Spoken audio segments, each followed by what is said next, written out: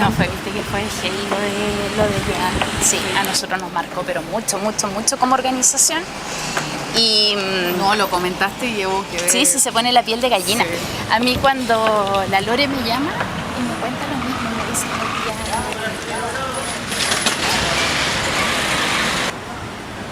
Hola, buenas tardes. Mi nombre es Lili Jiménez, soy parte de la Asamblea Territorial Autoconvocada Rosal Organizada del barrio Lastarria Bellas Artes y estamos en una serie de conversatorios con personas que nos parecen de interés para abordar distintas temáticas sobre las transformaciones que estamos viviendo como sociedad, especialmente en el contexto de post-revuelta del 18 de octubre del 2019.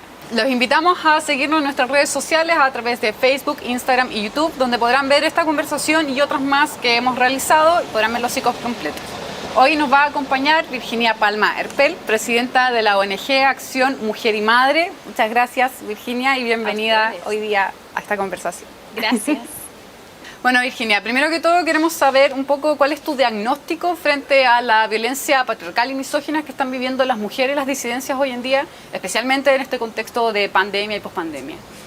Mira, ha sido, si bien en Chile ya hace tiempo que veníamos hablando y las organizaciones sociales intentando poner este tema sobre la mesa con el énfasis que carecía a diagnóstico nuestro, digamos, como organización, la pandemia y incluso yo podría hablar de la época del estallido social, develó una situación realmente preocupante, incluso más de lo que nosotros como organización nos imaginábamos.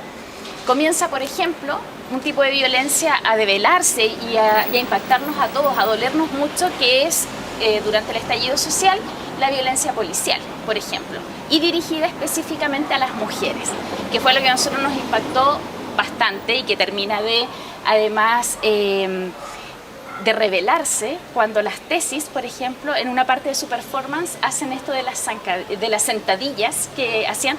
Bueno, nosotras habíamos recibido muchas denuncias de mujeres a través de nuestras redes sociales, por interno, contándonos que una simple detención, quizás por no portar la cédula de identidad, había terminado con ellas en un calabozo, desnudándose y haciendo estas sentadillas. Empezamos a darnos cuenta que se estaba viviendo ese tipo de violencia o que teníamos que empezar a sumar ese tipo de violencia a la que ya conocíamos o la que era más característica, que era la violencia intrafamiliar, violencia económica, que era lo que más o menos nosotros llevábamos años ya trabajando. Cuando nos llega esto de la violencia policial dijimos, chuta, esto nos queda incluso grande. No pudimos con aquello, los relatos eran tremendos. Nosotros principalmente somos personas egresadas de Derecho, como es en mi caso, que soy habilitada, abogadas, pero no tenemos una contención psicológica, por ejemplo, que nos pudiera ayudar a poder enfrentar incluso el simple relato, leer los relatos, que eran muy dolorosos. Y fue así como nosotros tuvimos que hacer un trabajo conjunto con INDH y derivar estas denuncias que después a lo largo del estallido vimos que eran más que recurrentes contra mujeres específicamente y también las disidencias. Oye, qué impresionante, porque igual esta es una continuidad en las prácticas de represión político-sexual que ya habíamos visto en dictadura, ya tenemos casos como venta sexy, como formas de tortura claramente dirigidas a ciertas poblaciones. Exacto, eso es lo que nosotros pudimos, claro, nosotros somos todas de 35, 38, 40 años las mayores, no nos había tocado vivirlo. Sí podíamos tener, tal como tú dices, antecedentes de hechos de este tipo en dictadura. Y claro, fue el impacto tremendo de ver que lo estábamos reviviendo, que el relato venía de niñas de 16 años, de mujeres de 30, 25. No había como algo que nosotros pudiéramos decir, bueno, al menos a las niñas, por ejemplo, no les ha pasado. Recibimos muchos relatos de niñas de 16, 17 años que eran las chicas estudiantes de la revuelta. Entonces, sí, es una realidad que hoy se vive, que la hemos denunciado. Hace unos días tuve la posibilidad de incluso interpelar a la ministra de la Mujer y decirle en su propio gabinete y a la cara que esta manifestación que está teniendo el movimiento feminista de incluso no querer hablar con ella no es un simple capricho nuestro, ni está respondiendo a una ideología política, como ella me dijo en algún momento. claramente en ese instante nosotros le expresamos que este silencio de no querer conversar con ella y el que le hayamos puesto el no ministra no es casual ni es una mala onda, es porque efectivamente si una organización tan pequeña como la nuestra tiene estos antecedentes, de sobra podemos imaginar que también los tiene el ministerio, y ante eso ha guardado silencio. Y no solo ella, las ministras anteriores también. Sabemos que la ministra Pla estuvo en pleno estallido, supo de estas cosas y efectivamente las ignoró como si no existieran. Y de ahí que también nace este rechazo del movimiento a querer conversar con las ministras.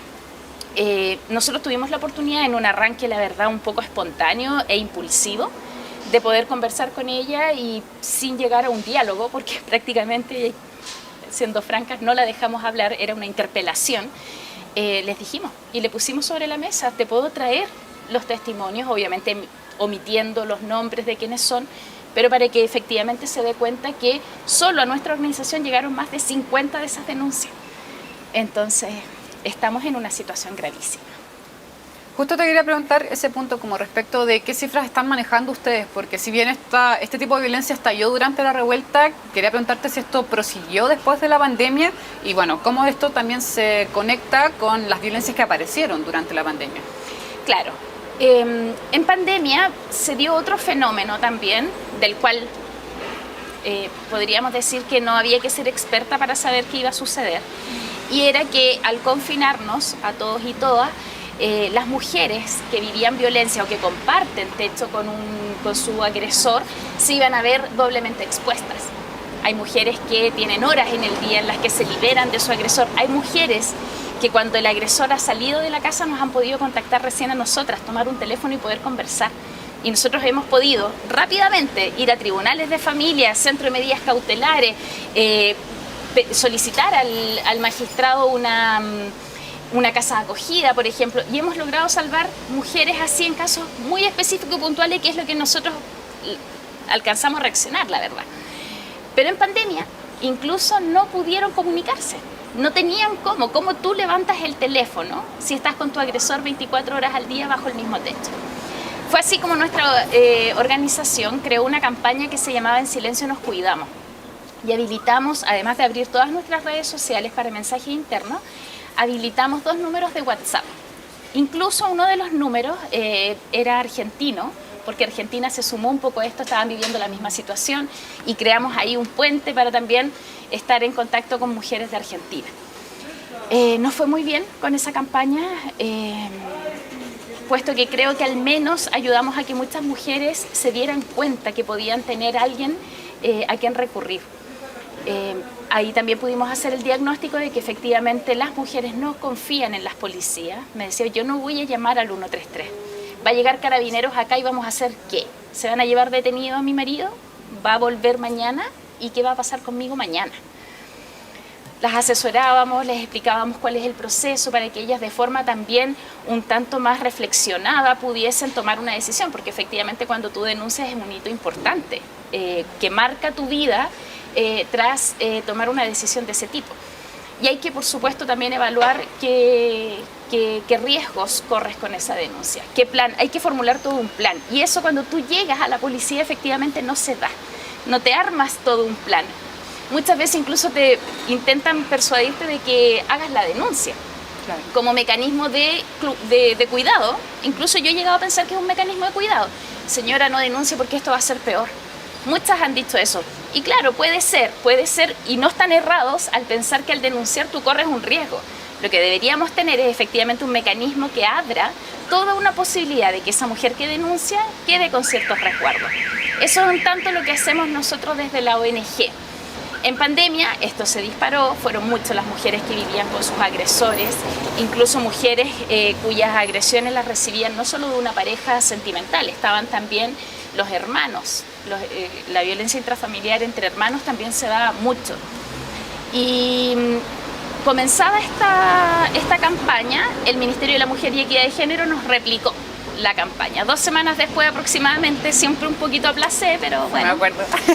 Y sacaron la campaña y ahí nosotros nos desprendimos un tanto más porque considerábamos que era irresponsable seguir nosotras, que sabemos que tenemos una llegada súper acotada a un programa que ya era a nivel nacional, pero fue realmente la réplica de nuestra campaña y bueno, esperamos todo aquello que sea positivo y que nos lo puedan replicar, se agradece porque esto llega a nivel nacional a todas las mujeres.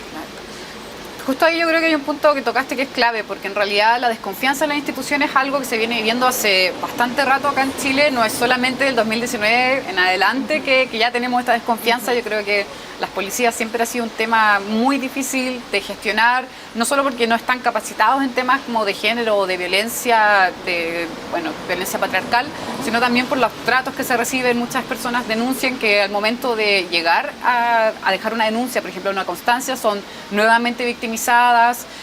Yo conozco casos muy cercanos donde han habido problemas, por ejemplo, con violaciones, que terminan al final causas que quedan en nada, porque la sobreexposición vulnerabiliza aún más a las personas que están pasando por el proceso.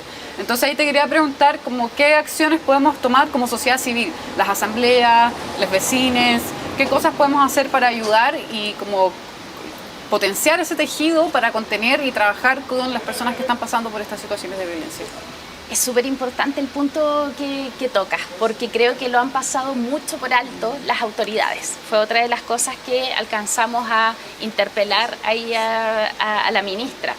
Estamos dejando de lado a las organizaciones sociales, desde las bases, o sea, la Junta de Vecinos, esa presidenta de Junta de Vecinos que se organiza, que quiere dar una charla, son las que nos llaman a nosotras. Estoy hablando en tiempos pre-pandemia. Nos llamaban para dar charlas educativas en temas de BIF y se preparaban. Las y los vecinos se preparaban para temas de violencia de género. Era súper importante aquello, el tejido que se comenzaba a hacer, las redes, darse los teléfonos. Otra cosa, por ejemplo, que se hizo muy, muy común, enviar las localizaciones cuando las chicas o mujeres más mayores iban a juntarse con alguna persona que quizás era primera vez que la iban a ver, etcétera. Y nos fuimos resguardando. Lo más importante y donde parte esta protección y estas redes de apoyo es en nuestros barrios. Es con el vecino o la vecina que puede escuchar algo y que debe saber que tiene el deber de inmiscuirse, de comprometerse en hacer esta denuncia. Y es muy difícil porque efectivamente las autoridades pareciera que no son enfáticos en recalcar que aquello es lo que se debe hacer. Otra carencia, en nuestras escuelas, las aulas, los niños, las niñas hoy no tienen ese tipo de educación, que murió yo creo en parte cuando ya nos quitaron la educación cívica. Quizás hoy si tuviésemos educación cívica en todos los colegios y los establecimientos educacionales, sabríamos, y esto sería parte de la temática, cómo es y qué deber tenemos como ciudadanos de no hacer la vista gorda cuando te llega el comentario siquiera de que parece que a la vecina de la esquina el marido de vez en cuando, porque así pasa, así lo escuchamos y queda en qué mal, qué lata.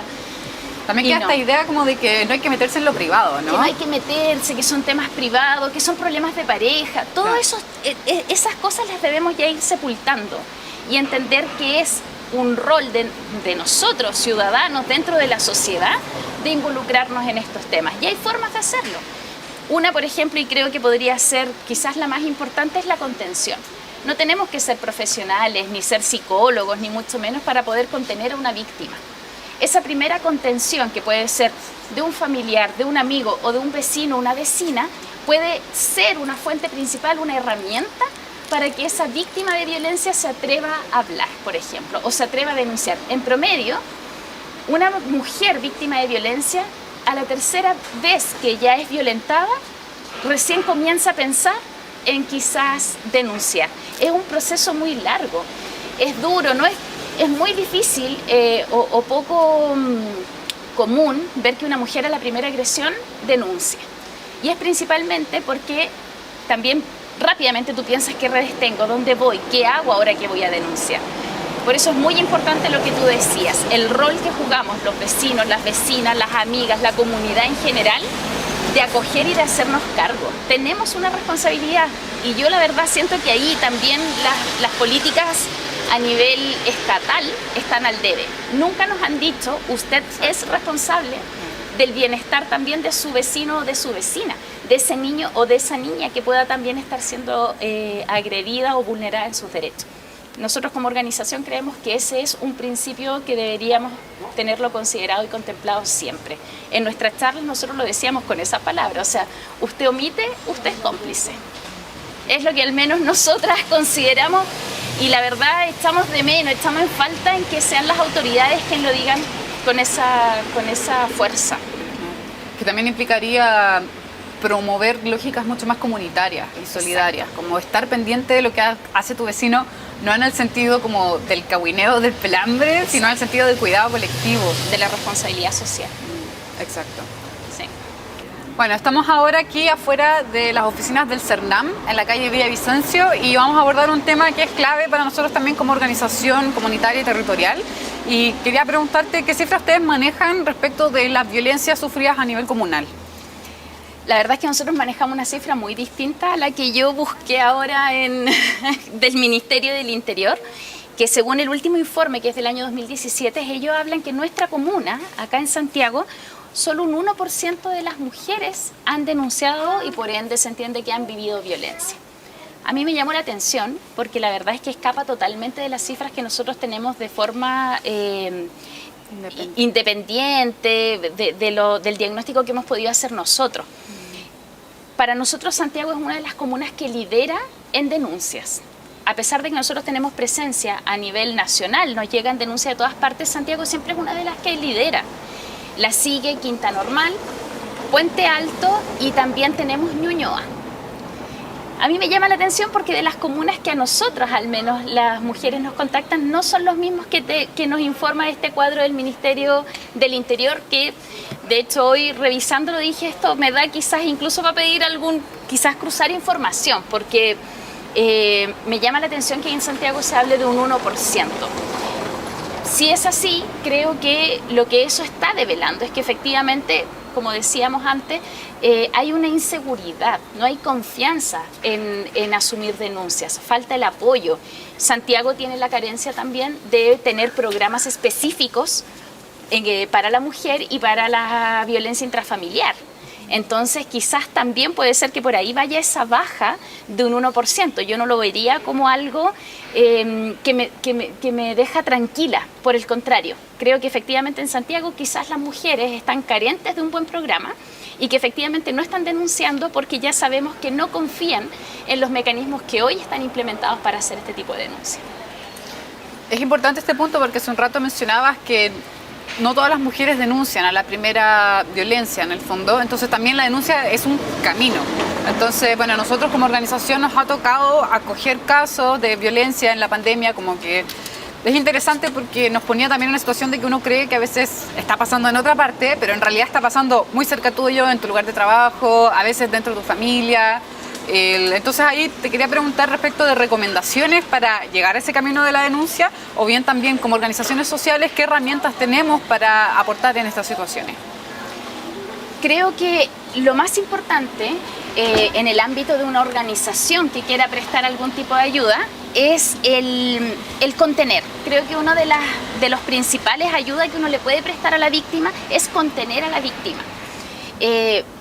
Y esto se aprende, porque, bueno, yo les contaba, estudié Derecho, súper alejado de lo que tiene que ver con la psicología. A mí me costaba mucho al comienzo. Cuando las chicas llegaban y me hacían el relato de lo que habían vivido, yo quería tomarlas y llevarlas a Carabineros o a la PDI y de inmediato hay procesos y hay que entender que las mujeres pasan por un proceso muy difícil hasta tomar la decisión final de denunciar por un abanico de situaciones.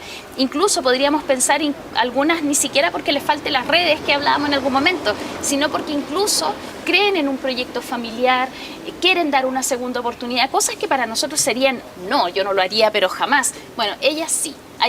Creo que lo primero que como organización, incluso como personas individuales, deberíamos aprender es a contener. Yo a la persona la contengo, la escucho. Muchas veces lo que necesitan es solo que las escuchen, ni siquiera que le des una solución, escuchar.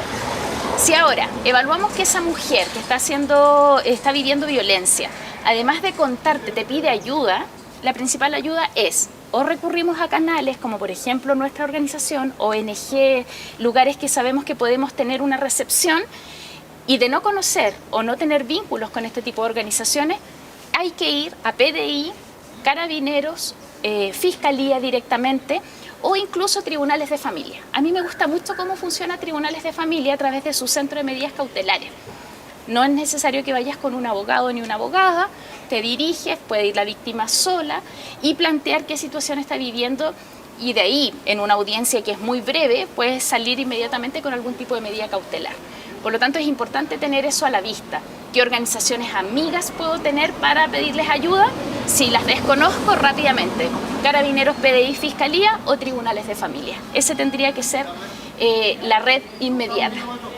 Qué buen mapa. Y quería preguntarte, ¿qué pasa con las mujeres que están en situación, por ejemplo, de inmigración, que no manejan bastante bien el castellano, por ejemplo? ¿Qué recomendaciones les podríamos dar a ellas? Y también a las organizaciones que a veces acogemos personas. Ese es un nuevo tema que tenemos al debe y que también hace unos días pudimos, en esta interpelación que te contaba que fue un tanto abrupta que le hicimos a la ministra de la Mujer y Equidad de Género, a Mónica Salaquet, el tema de las mujeres migrantes, que viven la misma violencia que una mujer de nuestro país, pero con menos redes, con la barrera del idioma. Lo vimos, por ejemplo, en el caso de Joan Florville, que ustedes quizás lo recordarán, la mujer haitiana, sí, que fallece después de una serie de situaciones donde el principal problema fue la falta de comunicación, ella no poder expresar lo que le estaba sucediendo. Todo termina siendo muy confuso, su hija de 3 meses termina en un cename.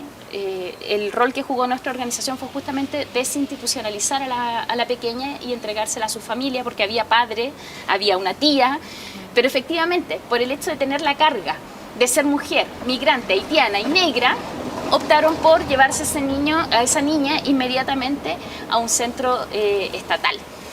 Eso es un tema que el Estado de Chile está absolutamente al debe. No se están haciendo cargo, estamos cerrando los ojos frente a una situación que es real. Tenemos mujeres migrantes, están naciendo niños que son hijos de migrantes y que por lo tanto el Estado tiene un deber con ellos. Están naciendo aquí.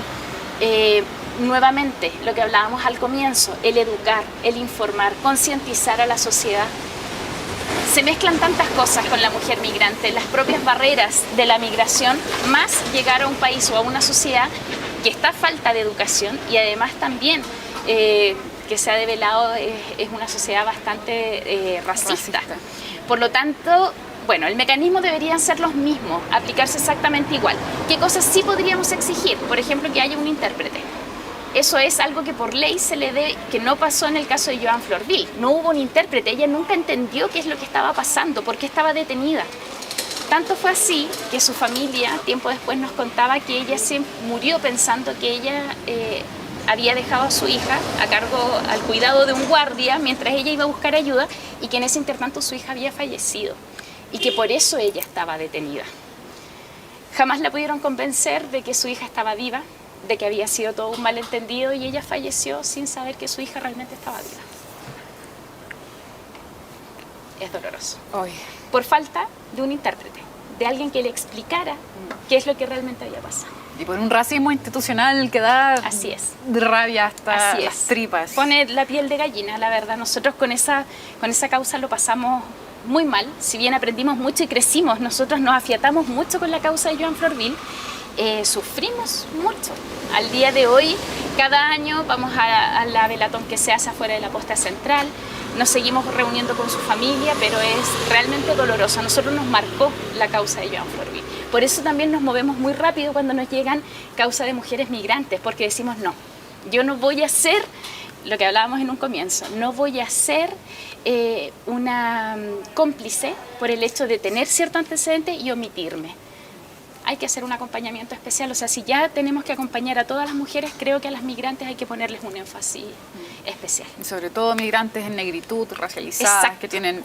Yo creo que tú lo apuntaste muy bien, porque cuando sucedió lo de Joan Florville, y aquí lo tengo que mencionar, hubo muchas organizaciones que decían, yo también soy Joan. Y en realidad, ojo, porque Joan estaba atravesando una serie de otras diferencias y otras como dificultades y también violencia que están muy distintas de las que nos leemos como mestizas blancas. Exacto. Entonces también hay que tener un cuidado ahí, como que no hay que simplificar ese nivel como de donde se intersectan tantas cosas que están pasando? No podemos igualarlo, es así de sencillo. En estos momentos no se puede igualar, ni podemos pasar por alto la diferencia que tiene. Y ese es un llamado que también se ha hecho mucho y es una discusión que hemos dado latamente en el feminismo. ¿De qué feminismo estamos profesando? ¿Un feminismo blanco? Hay que ver que el feminismo sea lo más transversal posible, que nos represente a todas, que hablemos, por ejemplo, de las mujeres que tienen que realizar trabajo sexual para sobrevivir y no simplemente decir, oye, yo considero que el trabajo sexual, las prostitutas, como dicen mucho, las prostitutas a ellas les gusta, por lo tanto, todas esas son formas que nosotros como mujeres tenemos de discriminar y que tenemos que irlas superando de una vez, porque las realidades son diversas, son todas tienen un porqué. Y por lo tanto creo que al caso a caso es como nosotros tenemos que también presentarnos y contener, ayudar y alinearnos en este afán de que las mujeres salgamos de todo este tipo de violencia. Uy. Oye, y a propósito de agendas feministas, y ya viendo con mucho optimismo lo que ha pasado en Argentina, ¿qué te ha parecido y cómo ves tú la discusión, por ejemplo, del aborto sin causales acá en Chile y cómo ves tú el desarrollo de nuevas demandas feministas que tengan espacio en la esfera pública y en el gobierno, dentro de lo posible? La verdad es que nos llena de esperanza, como que nos vuelve a reactivar, nos llena de energía el ver cómo las pibas allá lo lograron, dando la lucha incansable. Nosotros como organización también pudimos estar en las discusiones, bueno, trabajamos todo el tema de aborto en 3 causales, fuimos súper activas y cuando ya nos terminan llevando al TC, que tú sabes que cuando las causas están perdidas hay que llegar allá, ahí estuvimos también, frente a 10 ministros pude exponer en nombre de mi organización y bueno, sacamos adelante las 3 causales. El bajón vino cuando llegó este nuevo gobierno, donde no se implementó simplemente el aborto en 3 causales, que es una realidad, lo tenemos en el papel, pero en la realidad no existe. Y creo que, bueno, en buen momento pasa esto en Argentina, porque iniciando nosotros todo este proceso constituyente de una nueva constitución, excelente que este tema, la Comisión de Mujeres y de Género de la Cámara de Diputados y Diputadas lo ponga sobre la mesa, empecemos a discutirlo, al menos discutir la despenalización, que es lo que actualmente se está haciendo. Despenalicemos, que no haya mujeres que tengan que vivir un proceso judicial por el hecho de haber abortado. Y de ahí seguiremos caminando hasta tener, como las chiquillas, al otro lado de la cordillera, un aborto libre, seguro y gratuito. Legal. Exacto.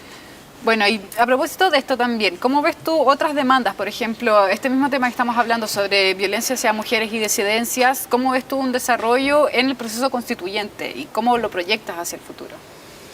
Mira, el momento político es el preciso para que destrabemos estos temas. Creo que no va a haber otra instancia si no aprovechamos esta. Por eso también el llamado creo que es a poner mucho ojo por quiénes vamos a votar para que redacten nuestra nueva Constitución.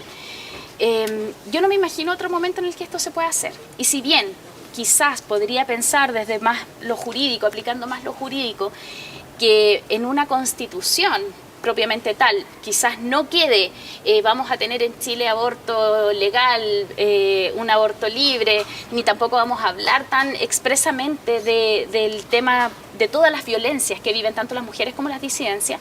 Sí me imagino que en esta Constitución al menos no tendrían que haber amarras para que esto nos dé para discutir, que fue lo que nos pasaba con las 3 causales. Estaba tan anclado esto, tan blindado, que ni siquiera nos permitía discutirlo. Tuvimos que salir de todo esto, de esas trabas para poder discutirlo y aún así no se implementara porque todavía hay gente que simplemente cree que la Constitución no lo permitía y punto. Yo espero de este proceso y de esta nueva Constitución que cuanto menos no hayan trabas, que ese sea algo que se puede lograr fácilmente, dejar abierto la posibilidad de que mediante leyes obviamente se discuta y se vea abiertamente y con todas las instancias que sean necesarias para que sea legítimo, pero que no exista aquello, las trabas que nos impidan al menos hablar estos temas.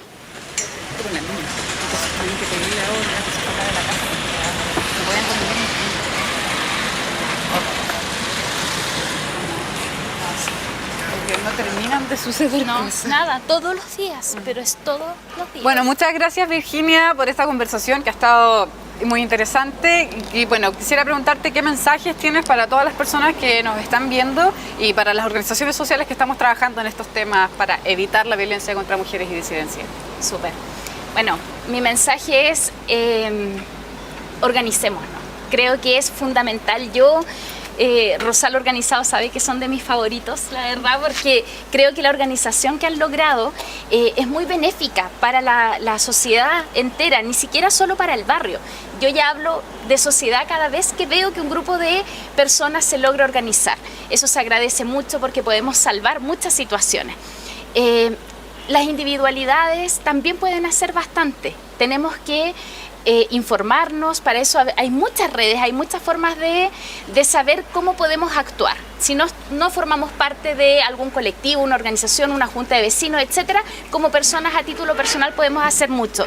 Yo los invito a que nos visiten en nuestras redes sociales, donde ahí van a poder encontrar conversaciones, tips, información, etcétera. Búsquennos por ONG Acción Mujer y Madre, estamos en Twitter, en Facebook e Instagram.